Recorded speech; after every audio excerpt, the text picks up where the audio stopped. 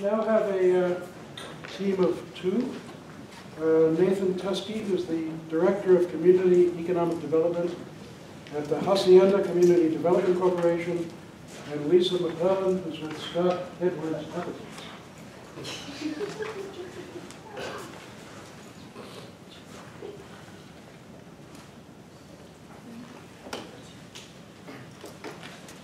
Good afternoon. That's a tough act to follow, I have to say, although I think there's some overlap. This is a very local project, the Portland Mercado. This is a project that we've been working on for 4 years at Hacienda to develop, and it will be opening in March of 2015. For any of you who are local, 72nd and Foster Road, we hope to see you there. This is a very community-led process to develop this market. And this was a mission that was developed by a group of Latino entrepreneurs that have engaged around this project and will be opening businesses in it.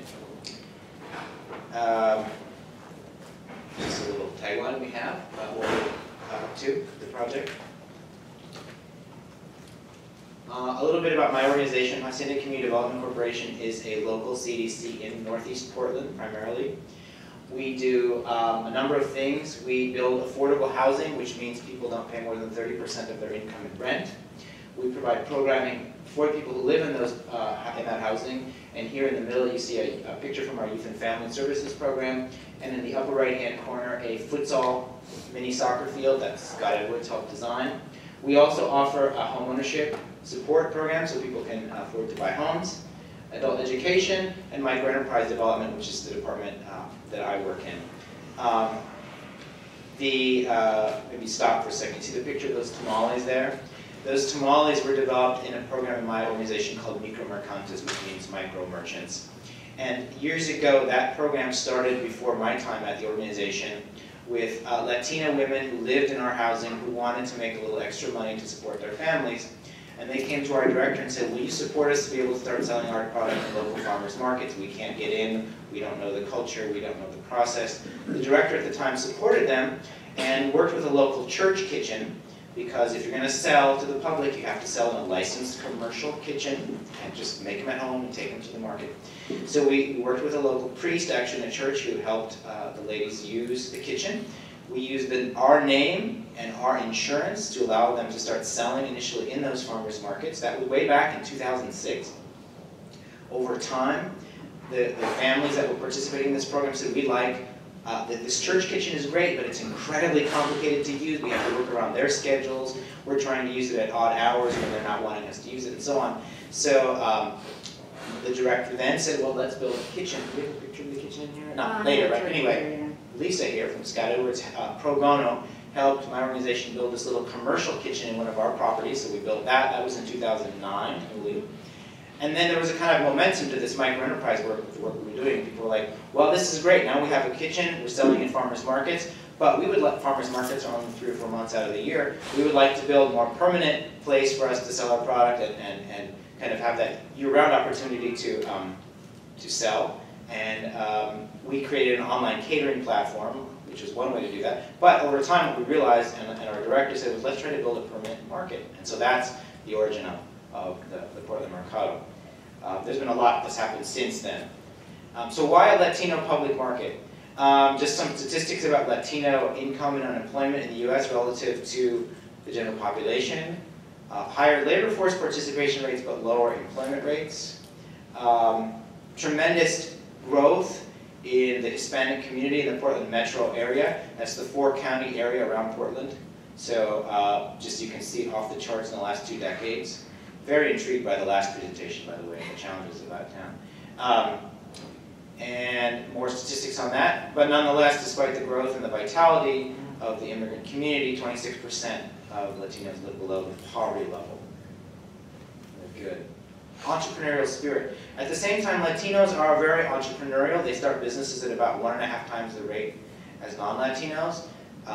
They are, in Portland, a heavily immigrant community, first and second generation families. Those of you, and probably almost all of you, have some experience traveling abroad. You know that in many economies around the world, the formal sector doesn't create a lot of jobs, so the idea of starting your own business to survive is a very common one.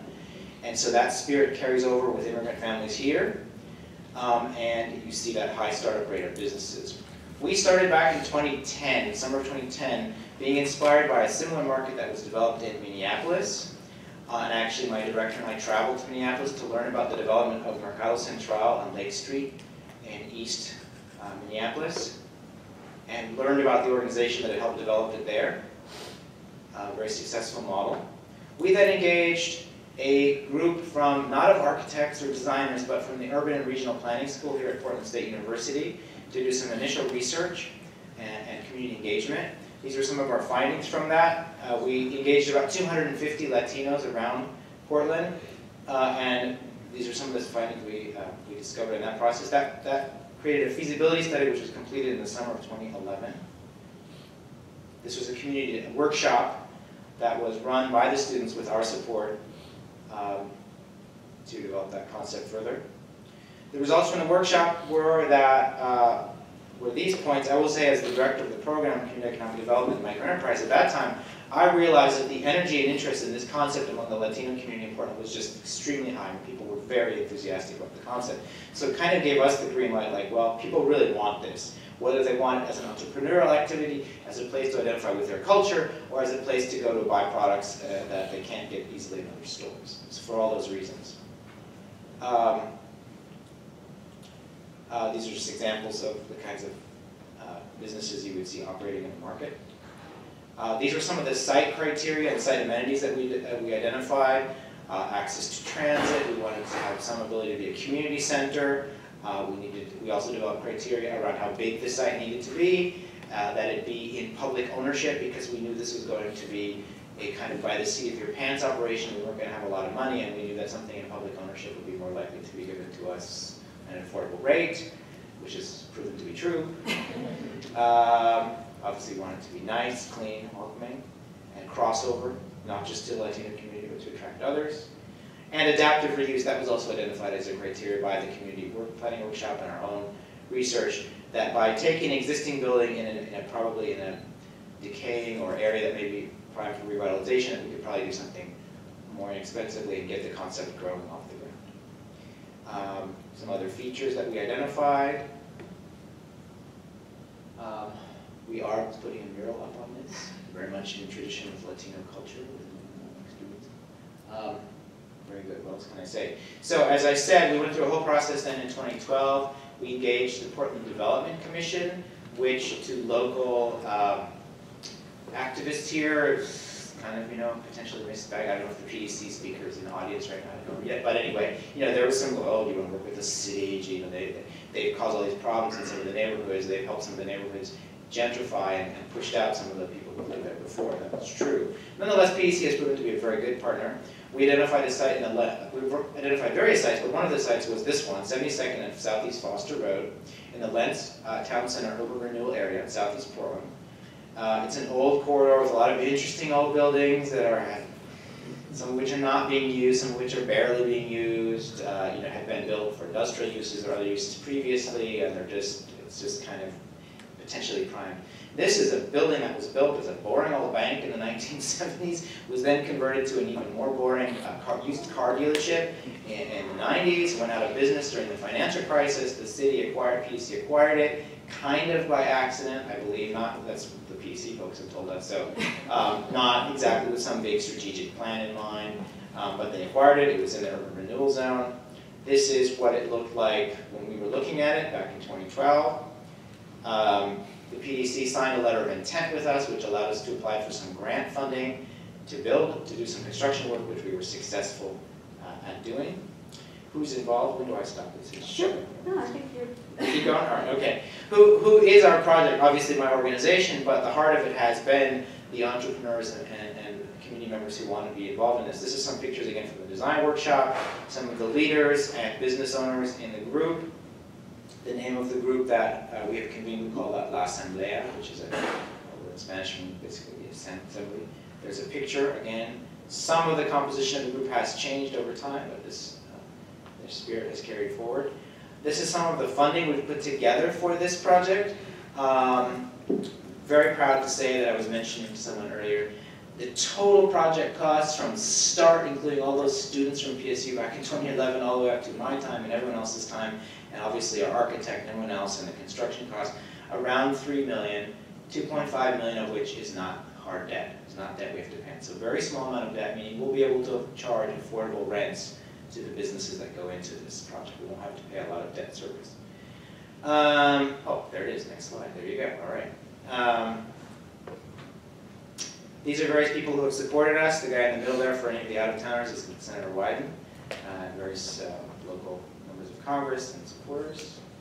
We've generated some media coverage, which has been very exciting. One of our vendors, Amalia, was featured on the cover of Edible magazine, which is this very shishi, high-end thing. And here Amalia's been selling it to farmers markets around town, and we were really excited that she got that very deserved attention. And so, as I mentioned, 4 years in the making, and the dreaming, and we broke ground in May, which was very exciting. The mayor came.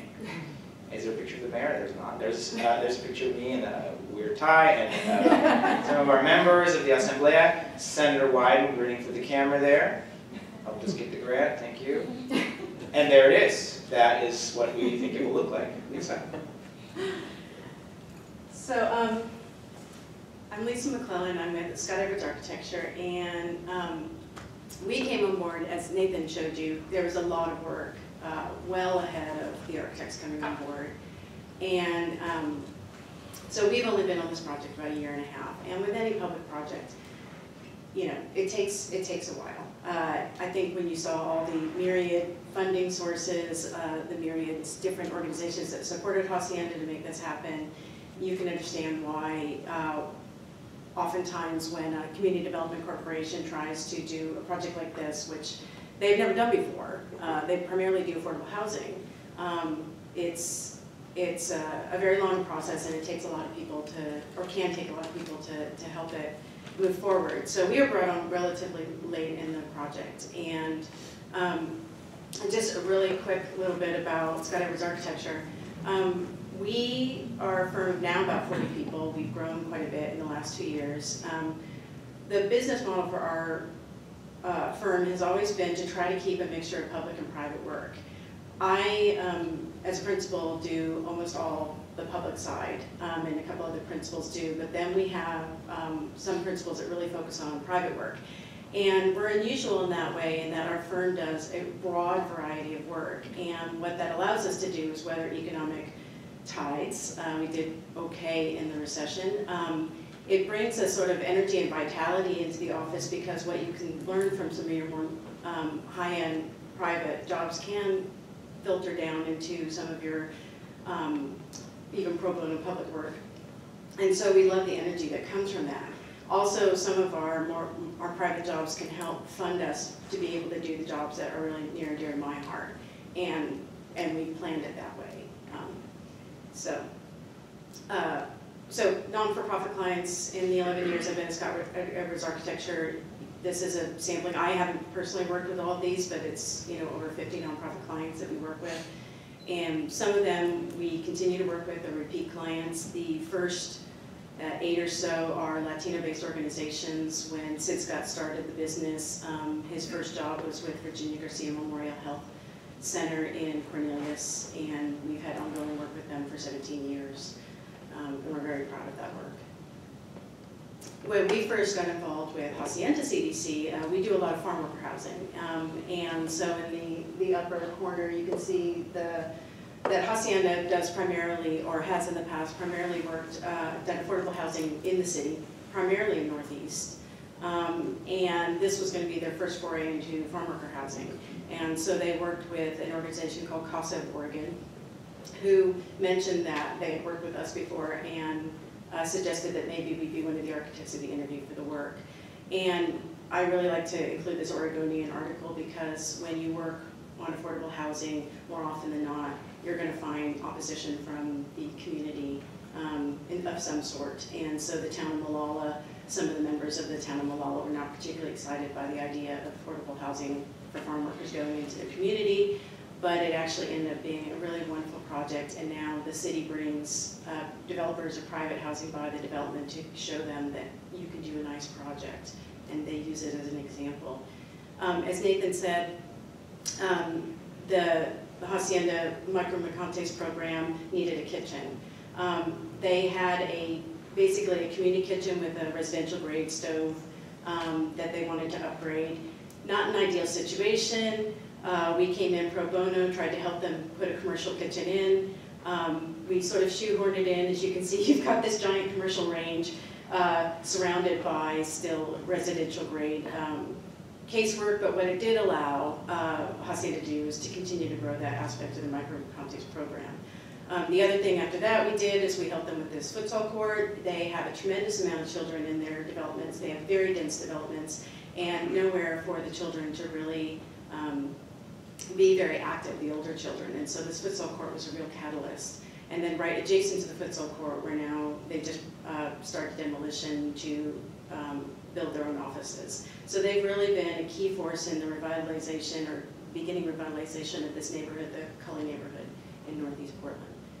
So I was thinking about sort of the fact that we've worked with so many Latino organizations. Well, I'm not Latino, Cisco's not Latino. One thing in the RFP for the Mercado that was mentioned was whether or not the architect who was going to be selected would be willing to give a unpaid internship to a student who had been helping out Hacienda CDC with the Asamblea and community outreach.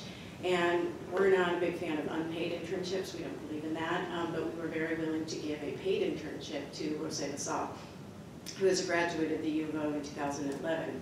And terrible time to become a graduate, had been out of school for a year and a half and not able to get a job within the architecture profession. And we brought her on board for the Mercado, incredibly enriching to the project. One, she knew the project better than us because she'd been working on it. We were able to meet with the Asamblea.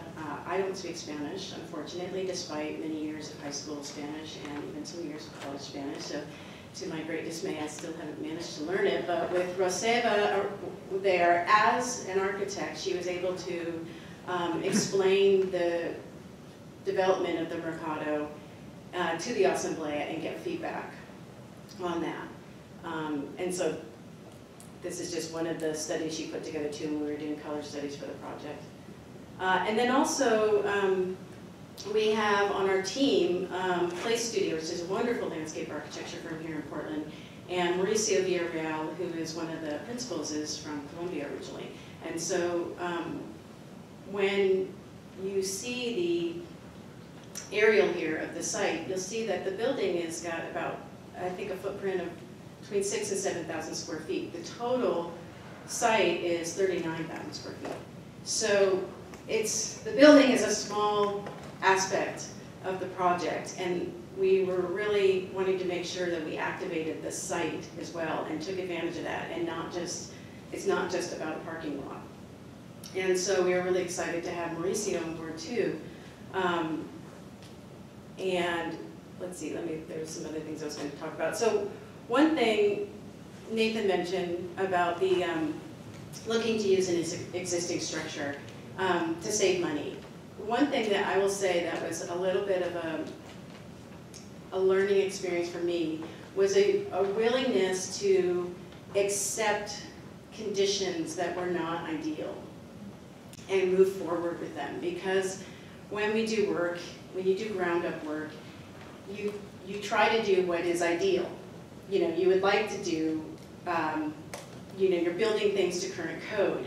You're trying to meet the needs in the best way possible because you can build new. When you're dealing with an existing situation and very limited resources, you have to stretch your brain to accept that and look around and realize you go to many places in the city that are not designed places, and they're wonderful places. So when I interviewed for this job, I said, and I meant, this really isn't going to be about the architecture. This is going to be about the vendors. This is going to be about giving them the ability to showcase what they do, and sort of take a big step back from what I would consider high design and maybe the ideals that I would bring to a new construction project. And I think Nathan can attest it was hard sometimes. Nathan constantly, and it was really wonderful, would hammer home the idea that if we, as much as we can keep costs down, they can keep the rent down, and that will make this a successful business enterprise. And again, this is all about the merchants. So going to the site plan, since it's a relatively small building, one way that Hacienda figured out how to kind of expand their program was to go with food carts, add that as a programmatic element to the project. And I don't know, Nathan, if you want to talk to that decision at all. Food carts? Yeah. Well, I mean, you and I can talk about this. I don't have to, it doesn't have to be a complete switch off, but did it come from the idea of like, because I think it came from the idea of when she's trying to figure out how to shoehorn in 1 million little kitchens into the building, Right. that's really not economically viable. I can speak briefly. Yeah. Sure. So, you know, this market will be heavily food oriented, not exclusively, but heavily. We'll have a commercial kitchen in the corner here, The lower, right there, and that commercial kitchen will replace the one that Lisa had up as a photo earlier. So, should mention that the micro enterprise opportunities here are not just to sell in this market, it will also be to produce in this market, to sell in other markets like farmers markets and for small caterers and opportunities like that. So there's those different levels of micro enterprise opportunity there. There will be about 20 spaces for businesses to operate in the overall permanently, plus day tables in the summer and things like that, but permanently. 8 of those will be outdoors, and as Lisa mentioned, we chose adaptive reuse, we chose stick with the existing building envelope for cost reasons. We picked a building that was on the very, very low end of what we thought might work for this kind of a market. I mean, it's really small. The market in Minneapolis, which had 40 some odd businesses, I think I lost my you know, it's 18,000 square feet. Can y'all hear me? Yeah. So the food, and Portland has, those of you who know Portland know that Portland has this kind of cool, relatively relaxed rules around these mobile food vendors. So we are able to put 8 class 4 food carts, meaning that they're self-contained commercial kitchens. You can do everything in one of those food carts that you can do in a commercial kitchen legally. yeah, no, I think that's, and so we went through several iterations where we did look at actually adding onto the building to actually increase the amount of vendors that could be in this space. And early on, it was in partnership with a general contractor so that we could get realistic pricing, and it was not viable at all. So we took a big step back and said, well, what do we need to do to make this work? And so as Nathan said, we've got a commissary kitchen in the back, and that will be rented out. So that's in this space back here with the loading area, and we'll have a standalone walk-in cooler. So there was a lot of discussion working through what would you need, what is the bare minimum you need to make this commissary kitchen viable. And it's a big step up from the one that they're currently using that we did the pro bono work to help them with. So this is going to be wonderful, but it's still very, very small. The other thing we looked at is a mixture of tenant sizes. So facing Foster, you'll see there's retail 1, 2, 3, 4. Those spaces range in size from about 300 square feet up to 750 square feet. So they're very small spaces. But we also looked at, we sort of did some case studies, and there are, Kevin Kavanaugh, who's a local developer, did a little, maybe people are familiar with the ocean, on Northeast Leeson and 25th, I think. And one of those spaces is only 350 square feet. So, you know, we felt confident there is a business model for making this work, and that frankly actually has, each of those spaces have individual kitchens. Economically, that didn't make sense for this space. So the idea is that if someone wants to sell food in one of those retail spaces, they can use the commissary kitchen, but it'll be a scheduling issue. Then the next layer down, aside from the food carts, is were the idea of these 4 much, much smaller stalls. So they started out as just 100 square foot stalls, but if there were going to be any food preparation, then we decided that we would do a food prep area along this back side here that could be shared among those 4 stalls.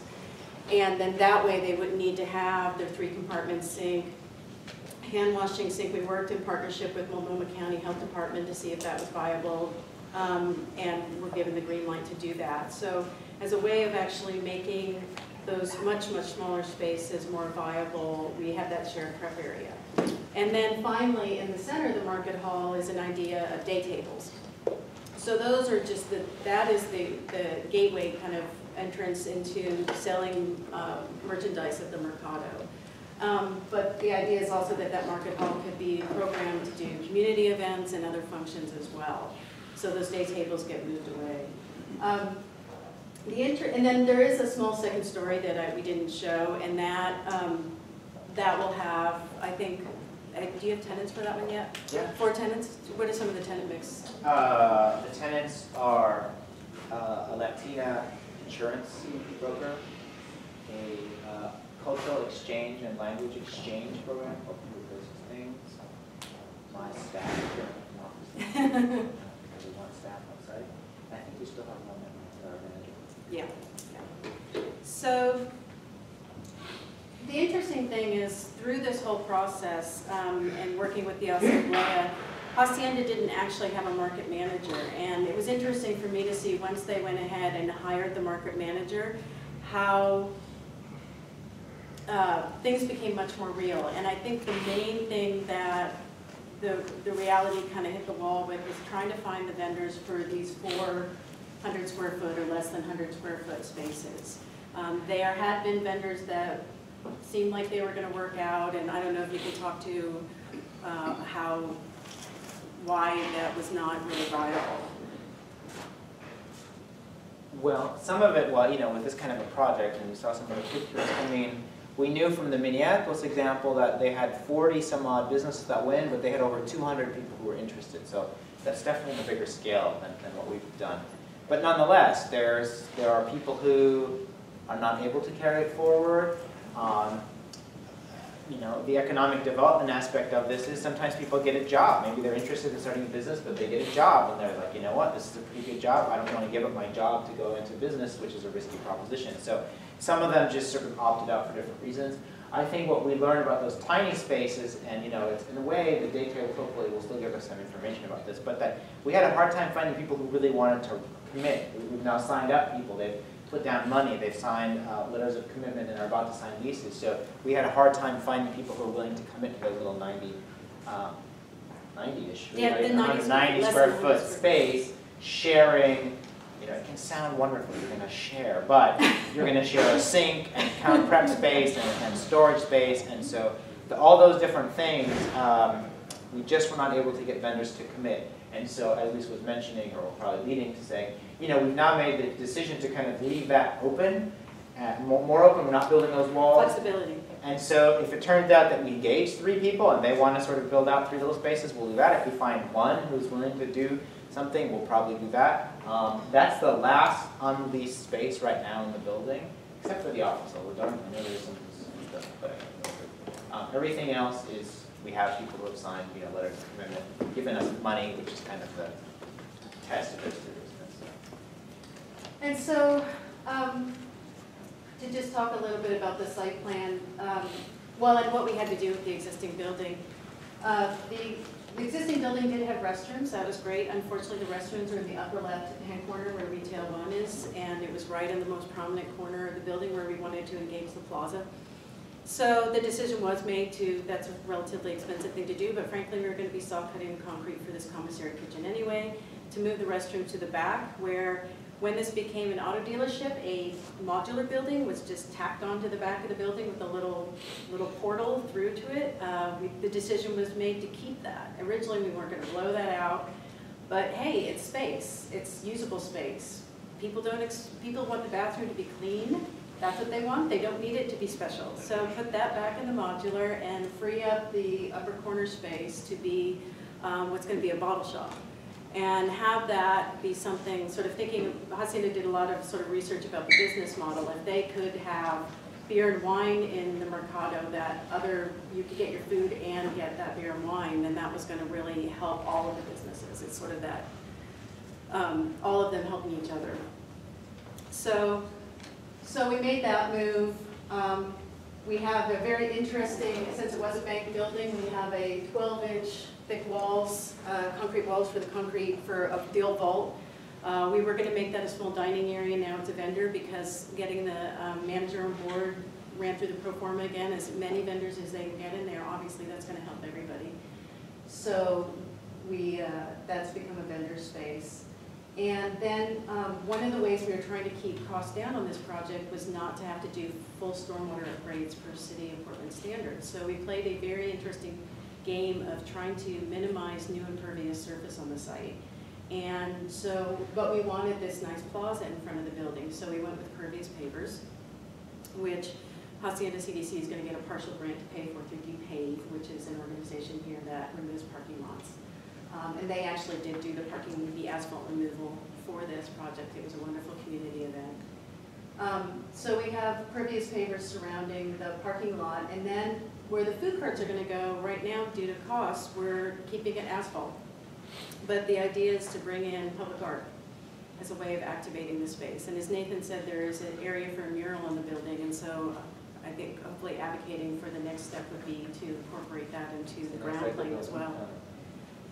Yeah. So, so the building, as Nathan showed earlier, was just a bank building. It's T111 siding. It was in decently bad repair. We had to remove 50% of the siding to replace it. Basically, the moves we made were just to add, from an architectural standpoint, was to open up the corner, add a higher parapet to screen mechanical, and add a canopy so that we could activate life around the outside of the building. And other than that, it was a really light touch on the building, except for the exterior of the building, except for color. And that's one thing where I loved working with Roseva on this, because I knew we needed to be bold with this. I knew that this was a project that since we had paint was one of our major things that we had to work with in terms of materiality. And so she went at it, and I think it's one of the most positive comments we get anytime we show this rendering. And I know I never would have taken it there myself. So I appreciate that about her input. So the basic thing about this is we are basically trying to create a shell in which these tenants can be successful. And one thing I wanted to point out was, you can see in the lower left the interior environment. Most of the time when you think of a market hall, you think of these big lofty spaces, light coming in from on high. Basically what we're able to do is just remove as much as we could and open up the space. And it's actually starting to look really wonderful with the exposed trusses, added some skylights. It's just going to be polished concrete floor. And then keep a light touch with the inside of the building, because it's all about the merchants and what they're doing. And we're not trying to do much more except for create that shell for their expression. So that's it.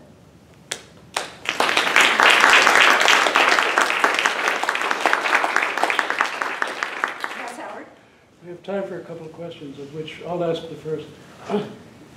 And this is sort of a crit in the Oregon way. I think it's a wonderful project in all kinds of ways.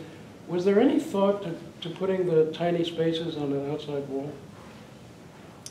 On an outside wall. Yeah, so that they could be accessed, so they could be seen and accessed, let's say, somehow from the plaza or from the outside or from the parking lot, that kind of thing.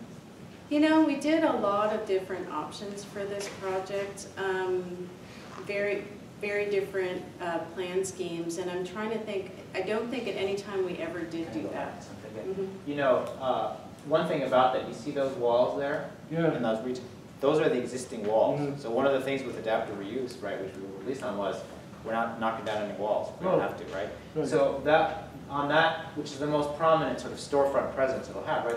So those spaces were already kind of built. Mm-hmm. The only other place where I could imagine you could do what you're saying, just based on the building and the layout, would be over here. That's what I was thinking of. Yeah, right?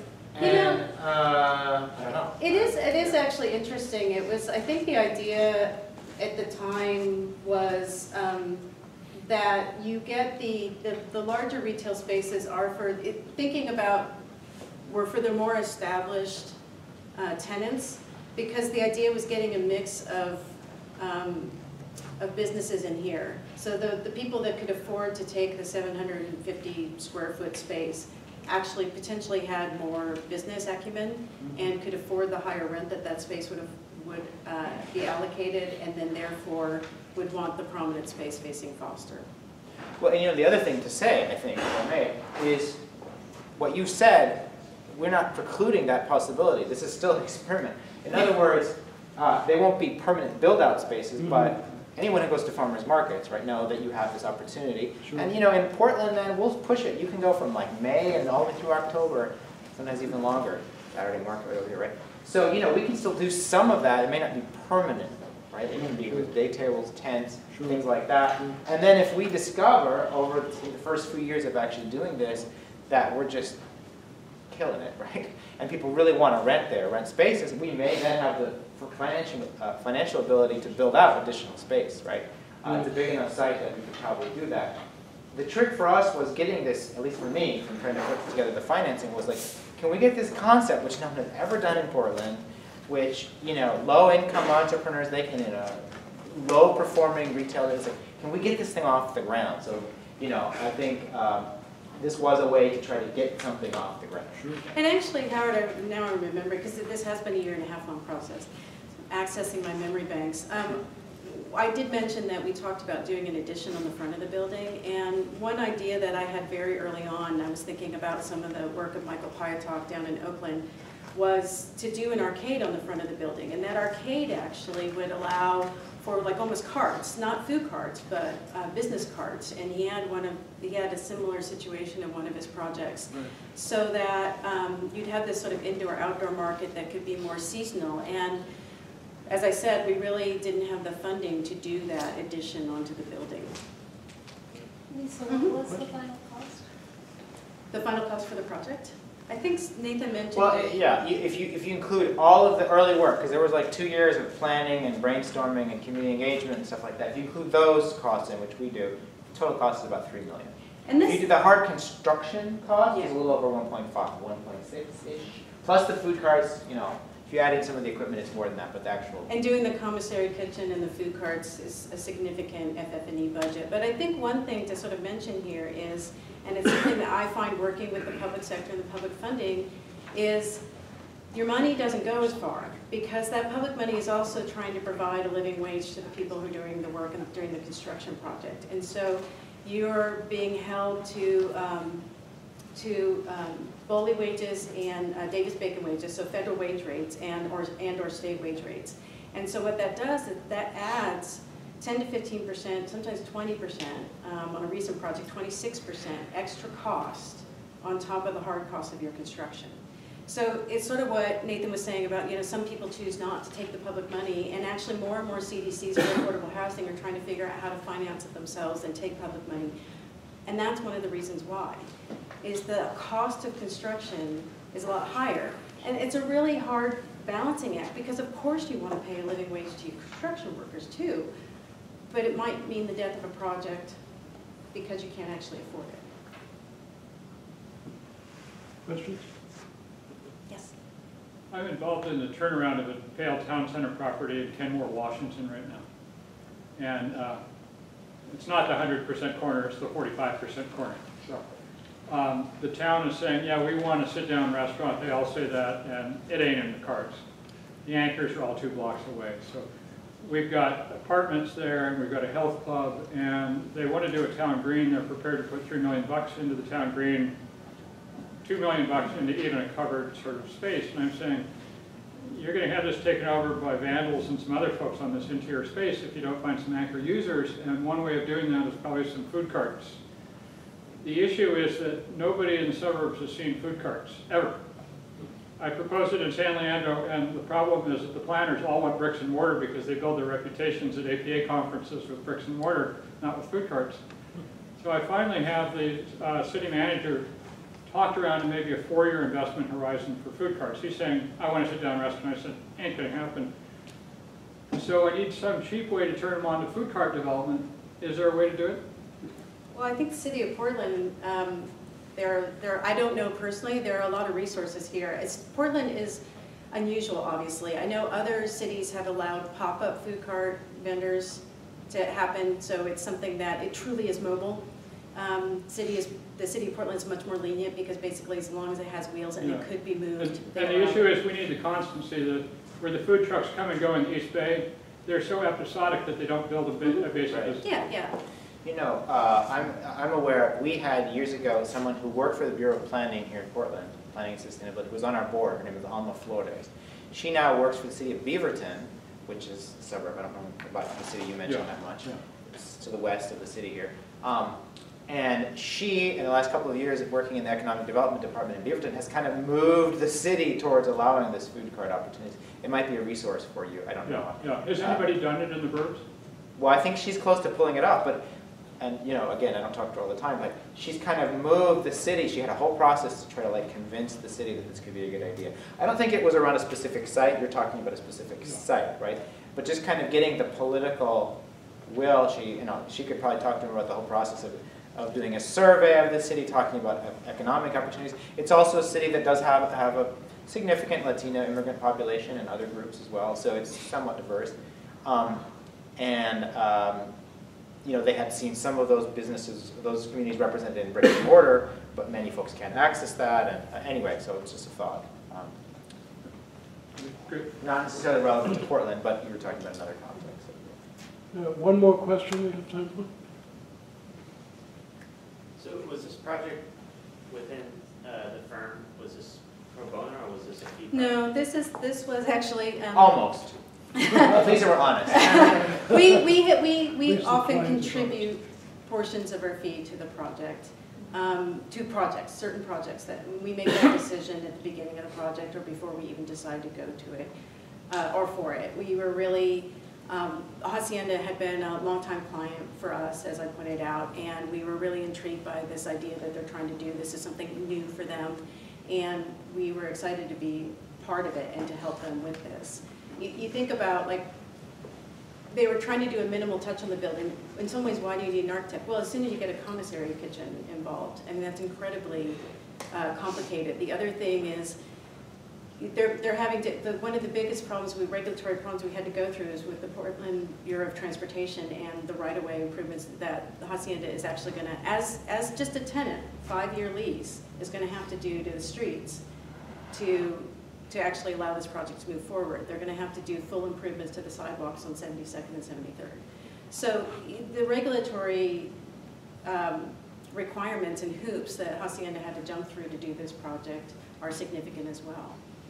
If you did it on a per hour basis, because how hard Lisa's worked on this, it's probably not that far off from pro bono. Yeah, we're paying. But if you actually add up all the hours, it's kind of like immigrant entrepreneurs. They capitalize their businesses the first year by working for $1 an hour. That's probably about what Lisa's got from this. But because it took longer and we've done a lot of work. It's one reason why I just wanted to do a quick snapshot of Scott Edwards architecture. We don't do this with all our projects at all.